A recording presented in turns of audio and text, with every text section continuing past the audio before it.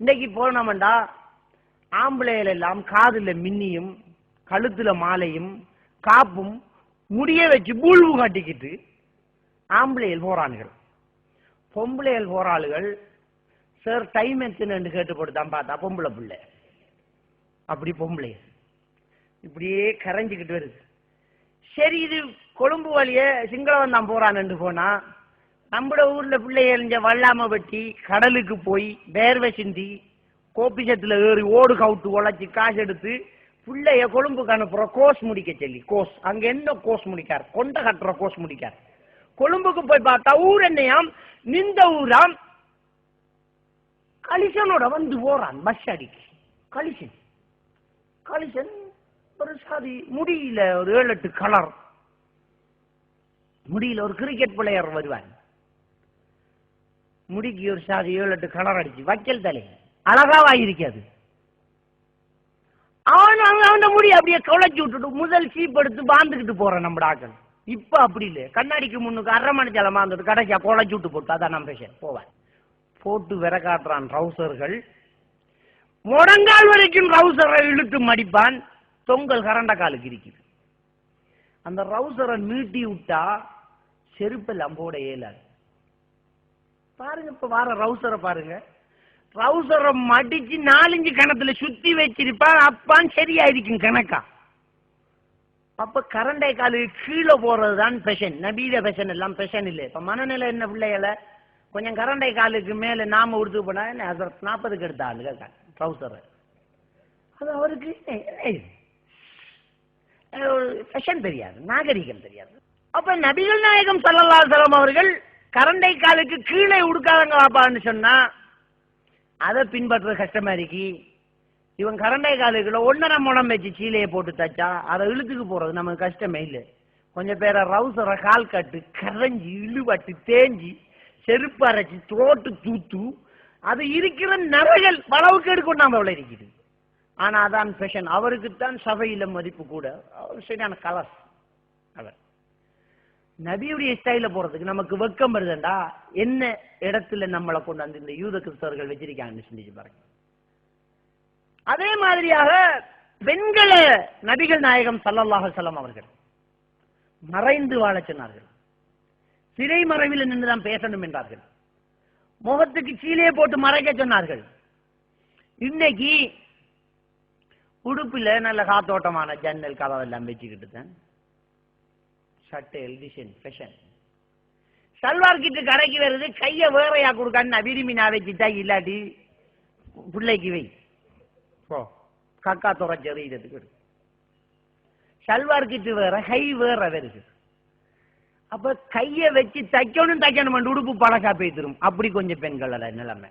ஏன்னா கையை தச்சு வர கட்டினா போடலாம். கையை வச்சு தைக்கணும் புள்ள பெருத்து வச்சு சட்டை காணா போயிட்டு கை அலுமாரிக்க புத்தா புதுசு சட்டை பழசு. இப்படித்தான் இன்றைக்கு வந்து யூத கலாச்சாரங்களை நாங்க பின்பற்றோம். நபிகள் நாயகம் ஸல்லல்லாஹு அலைஹி வஸல்லம் அவர்களுடைய கலாச்சாரங்களை நம்ம வெறுத்துக்கிட்டு இருக்கிறோம். இதுக்கெல்லாம் அவர்களுடைய திட்டமிடல்கள், அவர்களுடைய முயற்சிகள் ரொம்ப வேகமாக நடந்துகிட்டு இருக்கிறத நாங்க பார்க்கிறோம். யூத கிறிஸ்தவர்களை பின்பற்றுவதில் இருக்கக்கூடிய சிரமங்களை எல்லாம் நாங்கள் தூக்கி வீசுகின்றோம். அசிங்கங்களை எல்லாம் நாங்கள் பொருட்படுத்துவது கிடையாது. கெப்கட்டு இன்றைக்கு நம்முடைய சமூகத்தில் எப்படி பேசுறாங்க வெட்டுறாங்க தெரியுமா? பெரியவனோடு சின்ன பிள்ளை 1.5 வயசு பொடியனை கொண்டே சலுங்கடை கதிரையில கொண்டே வச்சு போட்டு வெட்டு கெப்கட். இது பாப்பாட ஸ்டைல். பொம்பளைய சுபஹானல்லாஹ். இந்த பெண்களுக்கு இந்த டிவியில வந்த அந்த நடிகர்கள், டிவியில வந்த ஃபேஷன்கள் அது மனசுல பட்டு தாக்கஞ்சல். பொம்பளை புருஷனுக்கிட்ட சொல்லி ஒரு ஆள் பிள்ளைய கொண்டு போய் கெப்காட்டு வெட்டிக்கு வாங்கோ. அந்த புள்ளோட கோலம் குறைஞ்சி பார்க்க இயலாது. எப்படி இருக்கு அந்த புள்ள? கெப்கட் ஒன்று ஒழுங்கா மொட்டை அடிச்சாலும் அழகா இருக்கும் புள்ள, இல்லாட்டி முடிய வச்சு அழகா இருக்கும். ஒரு பக்கத்தை சிறை சுட்டு போட்டு ஒரு பக்கத்தை வச்சா எப்படி இருக்கு? இலி கடிச்ச தேங்காய் பாதி மாதிரி. இவ்வளவு ஒரு அசிங்கத்தை நாங்க இன்னைக்கு ஒரு அழகா எடுத்துக்கிட்டு இருக்கிறோம். யூதர்களுடைய கலாச்சாரம் தான் எங்களுடைய கலாச்சாரம். அவன் முடிக்கு மஞ்சள் அடிச்சா நாங்க மஞ்சள் அடிப்போம், பச்சை அடிச்சா பச்சை அடிப்போம், மொட்டை அடிச்சா மொட்டை அடிப்போம், முடங்காலுக்கு போட்டா முடங்காலுக்கு போடுவோம், கரண்டை காலுகளை உடுத்தா கரண்டை காலுகளை உடுப்போம். அவர்கள் தான் எங்களின் அவுலியாக்கள் என்று சொல்கின்றனர். பெருமானார் ஸல்லல்லாஹு அலைஹி வஸல்லம் அவர்கள் இறுக்கமாக ஆடை அணிவதை தடை செய்தார்கள். இறுக்கமாக ஆடை அணிவதை தடை செய்தார்கள். உடனே பார்த்தான், ரைட், அவங்களை எல்லாம் இறுக்கமா அணிய வைக்கணும். அவன் வந்தான், கிரிக்கெட் பிளேயர்கள், நடிகர்கள், டான்ஸ்காரர்கள் வந்து போட்டான் உடுப்பு. தச்சு போட்டு போட்டானா, போட்டு போட்டு தச்சானான், ஒரே டென்ஷன் ஆயிருக்கு. இன்னைக்கு நம்ம பிள்ளைகள் போட்டு போறானுகள், அநேகமா அந்த ரவுசரை கலட்டுறா, இன்னொரு ஆளை உதவி தேவைப்படும். ஒரு ஆள் காலை பிடிச்சு ஓடும், டீஷர்ட்டை கிளப்ப ஏறாது. என்ன செய்யறானுன்னு தெரியல.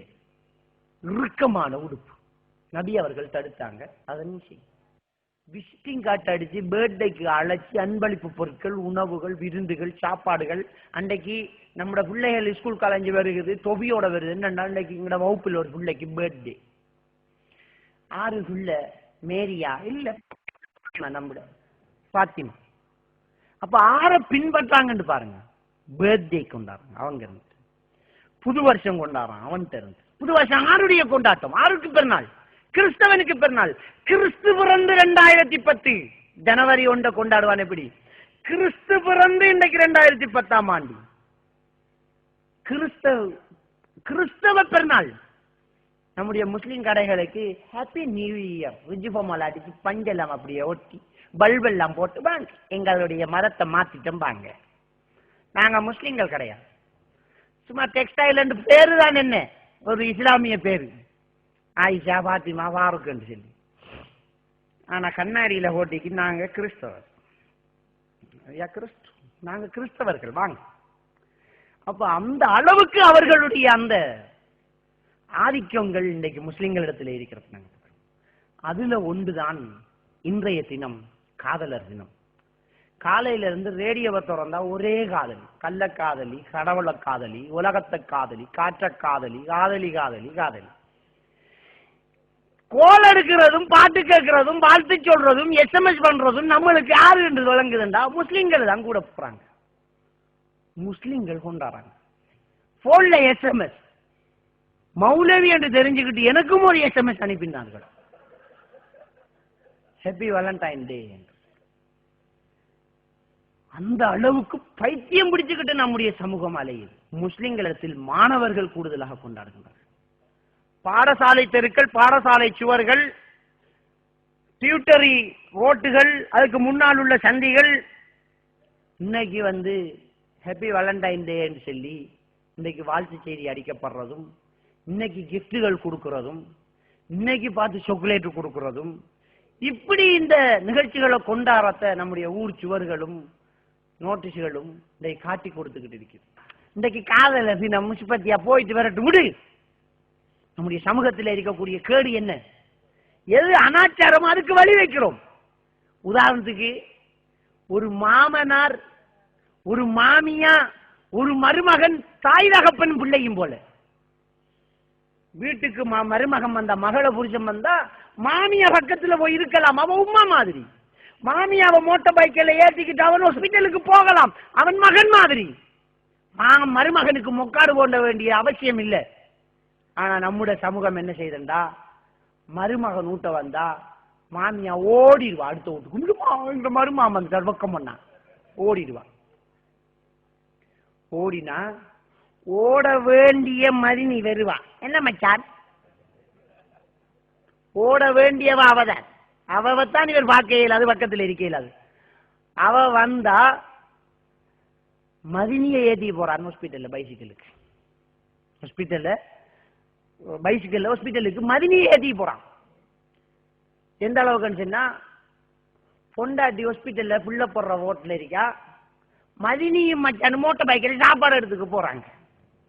அந்த ரோஷம் இல்லாத பொம்புல படுத்துக்கிட்டேன்னு சொல்றா, மச்சான நல்லா கவனி. மச்சான் நல்லா கவனிச்சு விட்டுருவார். அவ வர இவ பியோஜிய பாக்குற நிலைமையெல்லாம் பெரு. இந்த சமூகத்தில் இருக்கிற கேடு நாம கண்காணிக்காதது. இஸ்லாம் சொல்லிட்ட அந்த சட்டங்களை பேண வேண்டும், போட்ட வேலிகள் மீறப்படக்கூடாது, நம்முடைய குழந்தைகளை கவனிக்க வேண்டும். இப்படி நாங்க ஒரு கண்காணிப்பு செய்யலாட்டி இந்த வேலண்டைன்ஸ் டே விபச்சார டேயாக மறுபடியும் லூப்பர்ஸ் காலியா டேயாக மாறதுக்கு அவ்வளவு